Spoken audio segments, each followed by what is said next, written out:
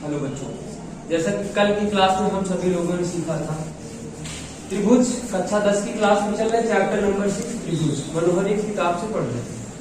आज सीखेंगे, आज हमारा टॉपिक होगा समरूप आकृतियां और सर्वांगसम आकृतियों के बारे में जानेंगे। दोनों में भिन्नता क्या पाई जाती है। एक नंबर का क्वेश्चन मिलेगा कि कौन सा समरूप आकृतियां है, कौन सी सर्वांगसम आकृतियां। आइएगा समझते हैं एक एक को।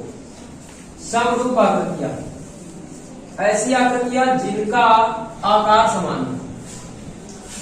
सम माने समान, रूप मीन्स आकार होता है। रूप मीन्स आकार, यानी अगर दोनों को मिला के बोला जाए तो ऐसी आकृतियां जिनका आकार समान हो। अब आपसे कहा जाए कि आकृतियों के बारे में बात करते हैं। एक वर्ग बना दिया गया है और एक दूसरा वर्ग बना दीजिएगा। ये छोटा सा है, ये दोनों वर्ग है, सबको पता है। ये दोनों वर्ग है, सबको पता। कह रहा कि समरूप आकृतियां कौन सी होती? सम माने समान, रूप माने आकार, ऐसी आकृतियां जिनका आकार समान हो। अब ये एक वर्ग है, ये एक वर्ग है, दोनों वर्ग है, लेकिन इसकी जो माप होगी, दूरी होगी, दूरी कभी बराबर नहीं होगी। समरूप आकृतियों की बात कर रहा हूं मैं, यानी ये 4 सेंटीमीटर की होगी और ये 2 सेंटीमीटर की होगी, लेकिन इनका जो आकार होगा वो समान होगा। यानी वर्ग वन है। अगर मैं वृत्त की बात करूं, एक वृत्त 3 सेंटीमीटर त्रिज्या का है, दूसरा 2 सेंटीमीटर त्रिज्या का है। पूछा जाए कौन सी आकृतियां है, आपका उत्तर होगा समरूप आकृतियां है। आकार समान है, माप से नहीं मतलब है, आकार समान है। ऐसी आकृतियों को हम समरूप आकृतियां कहते हैं। एग्जाम्पल दे ले जाओगे, कोई दिक्कत? चलो आगे चलते हैं, सर्वांगसम आकृतियों के बारे में बात करते हैं।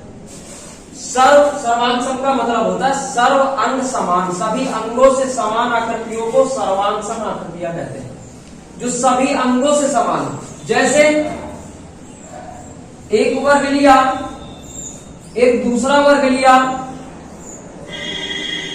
क्या होना चाहिए? अगर ये 4 सेंटीमीटर की है तो इसकी भी भुजा 4 सेंटीमीटर की होनी चाहिए।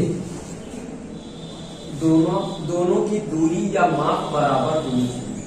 अगर वृत्त बनाया, ये 3 सेंटीमीटर का है, तो एक दूसरा भी वृत्त 3 सेंटीमीटर त्रिज्या का ही होगा, तब दोनों सर्वांगसम आकृतियां होंगी। क्योंकि सर्व अंग समान, सभी अंगों से समान, तभी सर्वांगसम आकृतियां कहलाती है।